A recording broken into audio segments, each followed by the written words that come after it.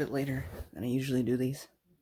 It's not super late. It's only 9 o'clock, but like I usually am heading for bed about now.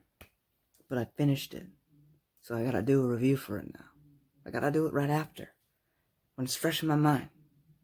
I gotta do it. So, that's how it is. We're 30 seconds in. Hello, everybody, and welcome back to the Star Wars Expanded Universe. Now dubbed by Disney, or current Lucasfilm, Legends. Today, I have a full page of notes this time. Don't mind my crappy writing, okay? It's only for me. I don't have to make it look nice. But today we have X-Wing Solo Command, the final book in the Aaron Olston trilogy of novels. Although I know there's more X-Wing series that he wrote, but this is like the end to this particular story. I believe that the guy that's been the bad guy for all these is going to appear in the Courtship of Princess Leia novel. I'm not sure, because I'm reading these in chronological order, not in release date, and I'm pretty sure Courtship of Princess Leia may have come out first before these. So we'll see how that goes. But yeah, sorry if it's all... I'm tired, so... but I had to finish it. I was like, I can't stop. It's almost over. So I gotta finish it. So, might I just say, these books have been such a blessing. Because last year was not my best year. Kind of sucked. Sucked in a lot of ways. I'm not gonna cry. Oh my gosh, am I getting teary-eyed? It's because I'm tired. Ignore that. But this year has also sucked. But not really for personal reasons, just in general. With our, lockdown.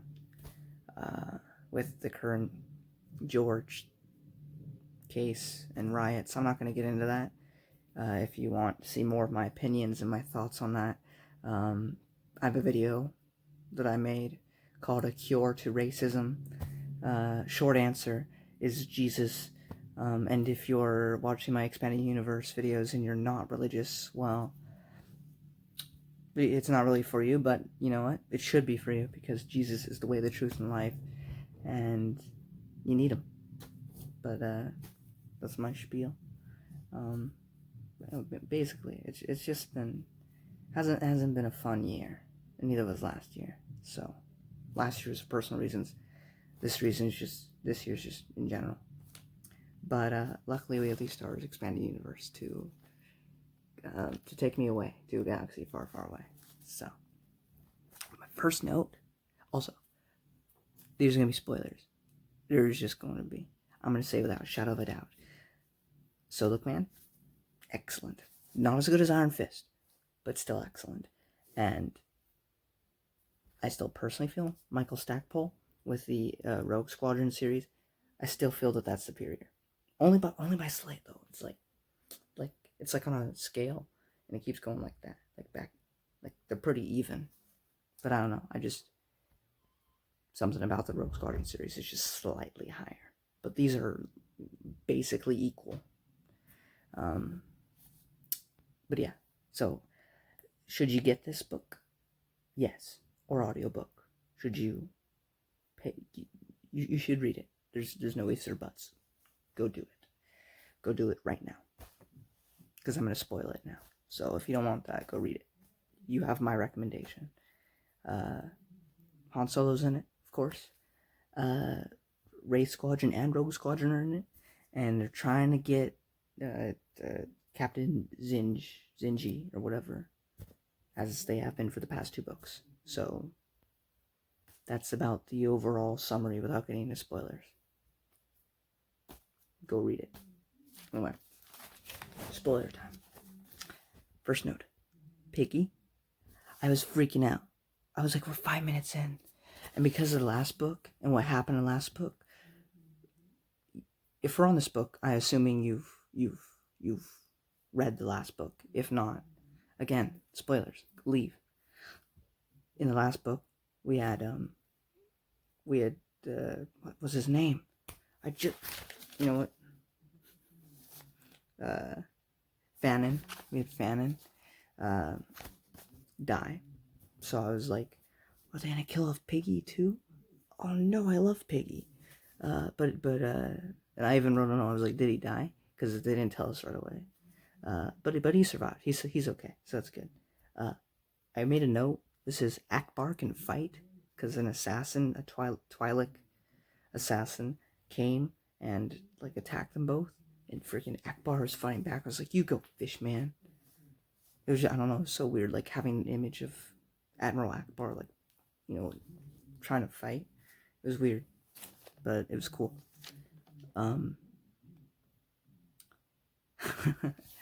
My next note was hello Han, because he showed up, which was cool. I mean, obviously it's solo command, but Cornhorn was here. It's always good to hear from Cornhorn because I love him. My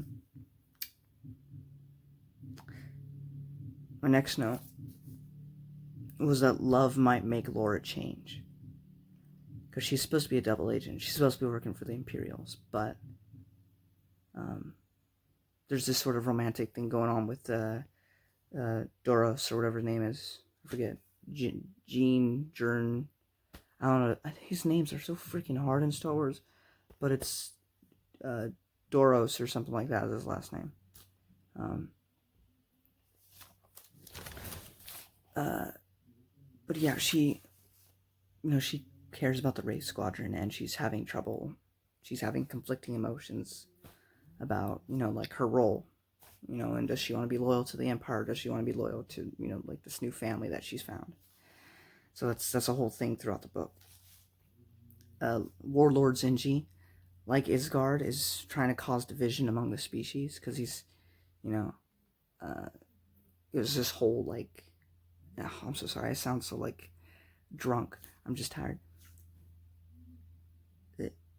Because there's this whole division with the Twi'leks going on. So it's a thing that goes on in the book. And so it was something that was talked about, and so I wrote it down. Oh my gosh, this is going to be my worst one yet. Please forgive me, I'm trying.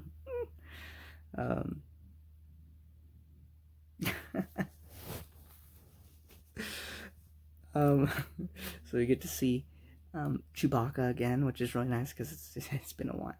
But General Solo, and I did figure it out because I was paying attention more. It was because I didn't know for sure. But yes, Han Solo is a general, and his ship that he's using is the Millennium Falsehood. Maybe it's just me. Maybe I'm retarded. I thought that name for the ship was, like, I was laughing. I don't know why it's so funny to me. The Millennium Falsehood is one of the greatest names for a ship ever, because it's not the Millennium Falcon. It's a ship that's a lot like the Millennium Falcon, but it isn't. So he decided to name it the Millennium Falsehood, and I love that. It's so funny. I'm retarded. No one else is going to find that funny, but I thought it was gold. And then Face, Face from the last book. He figures Laura out. And Laura is genuine, and Face has to arrest her. And she doesn't fight back or anything. She allows it to happen. But she just wants them to know, like, she never betrayed them. And that didn't get me, like, teary or anything, but I was like, oh, I feel that. I feel the emotions in that. And another note is Warlord Zinj is so to me. He doesn't have the coldness of Isgard. Yazin Isgard, or whatever her name is. And he's not intimidating, not to me. I don't even find him that interesting. He's not boring. He has some interesting qualities, but he's just, as a villain, he's just whatever. Like, I just don't care for him. And that, like, I know in the last book I said, like, they were doing some stuff to make him a little bit more interesting. I was like, oh yeah, I see that. But I don't feel that. He doesn't feel like a very compelling villain. He's just kind of there. So hopefully he gets taken out in the next book, so I don't gotta hear about him ever again. A talking Ewok? That's my next note. There's a freaking talking Ewok in this book. I didn't expect to ever see an Ewok again, so that was to see a talking Ewok. That was pretty interesting. Like talking basic, like speaking English. That's what basic is in Star Wars. Basically, Inglés is the universal language. Basic is the cosmic language. Man, I'm just doing a terrible job with this one. I apologize. Zinj got away again, because he's gotta be in the next book. So, my next note, this is near the end of the book. It's weird, it looks like I wrote the most amount of notes for this one, but they're not as in-depth as my previous notes have been. So it's like, because I was focused and yet still able to write notes, but my notes are pretty small and not very detailed. So it feels like I'm going by through it really quick. But Wraith Squadron is decommissioned, but they're recommissioned as an intelligence unit. So I don't know what that's going to be doing for later on, but that's what they are. Doros, Gene Doros, or whatever you say his name, he joins Rogue Squadron, so that's cool. We find out that Laura has a new identity, and she's currently on Corellia. And Han doesn't rat her out. Again, if you read the book, I just wrote down stuff that I liked. Alright, these aren't like, I'm not doing like an analysis of these books, okay? So that would be fun. I should do that sometime. But analysis kind of requires you to already know what you've read, so that way you can dive into it more. It requires you to already know the material and to, elaborate. So this is my first time through it, so. But maybe that could be a fun second series to do at some point. Like, whenever I go through the EU, throughout all of it, maybe I could do that. Do like analysis or something for some of them. That'd be fun. Wouldn't work for everything, but it'd be fun to do it for some.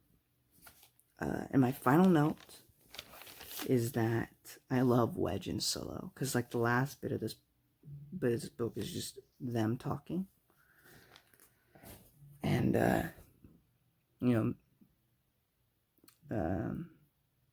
Solo and Wedge are just talking. You can tell that they're no Luke and Han, they're no Han and Chewbacca or Han and Lando, but they're friends, and it's fun. He's like, this is Han, and paraphrasing, Han's like, the one good thing about being general is that for certain circumstances, I could do whatever I want. And then he starts like messing with Wedge's hair, and Wedge is like flicking him away, and he's like, stop that. He's like, I could do whatever I want. I'm a general. Hey, maybe you should think about becoming one. And Wedge is like, yeah, right. Never, or whatever, because that's how Wedge is. He wants to be like in the battle and not be a freaking general, like ordering commands or whatever. This is just how Wedge is. And yeah, this has been the X-Wing series. We won't be coming back to it till after the Thrawn trilogy. So it's going to be a bit before we see any of these characters again. And then I think we have one more before the New Jedi Order series. And then there's a final book that takes place around the New Jedi Order time. I don't know exactly what, but I think it's called Mercy Kill, and that's like the final one. Or no, it's not. It's like after Fate of the Jedi or something. Something like that. It's around like the new generation time. So as of right now, this is basically the last X-Wing series we're going to be going through for a while. So I have to say, if we're talking about Aaron Alston to Michael Stackpole, me personally, Michael Stackpole only manages to be slightly above. I don't know, something about the characters in Rogue Squadron. Not saying that any of the characters in Wraith Squadron weren't good. They were excellent as well. But I don't know, I feel personally more attached to Rogue Squadron than I do to Wraith Squadron. Though I do like them, and I do feel for them, and I do feel attached to them too, just not as much. It's just a personal thing. I can't really give an explanation for why. They're pretty equal though in terms of writing. Definitely feel the bias was in the way for Wraith Squadron, but after that, it, kind of washed away, and I was able to like really see the goodness of it. But as a whole, as like a whole series, if we're saying all the X-Wing series, this is one of the best Star Wars series that you can ever read. If I would definitely, I haven't read the Thrawn trilogy yet, but if you want to get into EU, I'd say either start with the Thrawn trilogy or start with this, because they both, like happen after episode 6, so they're a good place to start, I would personally think. True Sipakora is an interesting one, but I don't know if that's the best one to start out with, because it's a bit on the weirder side. But yeah, that's pretty much it. Now here's the thing. Our next review is of Jedi Knight Dark Forces 2, the video game. Now, since these have been primarily book reviews, I will not be talking about the gameplay aspects of that. I will be talking about the story only. I believe they have novel versions of it. However, I have looked for them digitally and physically, and I'm having a hard time finding them. And I don't feel like spending money on it right now because I don't have a job right now. So even if I did, since I'm having trouble, if I did find it, it's probably going to be a bit more expensive. So we're just going to talk about the video game, but it should be essentially the same story. So I hope that's okay with you guys. And then after that, we'll get back to the books, and we'll have the courtship of Princess Leia. Then we'll have Tatooine's ghost, and then we'll finally go to the Gospel of Star Wars EU, which everyone always talks about. The thing that I heard, one of the first things I heard about the Star Wars EU, which is the Thrawn trilogy. So I hope you'll all join me for that. We get to see Kyle Katarn up next. And yeah, I'll see you in the next video. Thank you for staying with me through this exploration through the expanding universe. I got 2 new subscribers. Although one of them seemed to be watching from their channel. It seems like they're more about gods than my expanding universe stuff, but whatever. Maybe they're watching it, maybe they're not. I appreciate the subscription regardless. And then other person I actually emailed, and I thanked them. Because I could tell by their profile picture they're really into the EU. And so I hope they're enjoying these reviews. I know sometimes I bring in theological things or political things, and I hope that doesn't deter you away. I, of course, try to keep that out for the most part. Of course, sometimes with my EU reviews, if it gets into religious stuff, I do like to kind of make parallels because I think it's interesting. And if that's not your cup of tea, I apologize, but it usually doesn't happen that often. It only happens in certain stories of Star Wars where all happen to mention something. But it's definitely a trying time in our world right now, and I don't want to talk about it.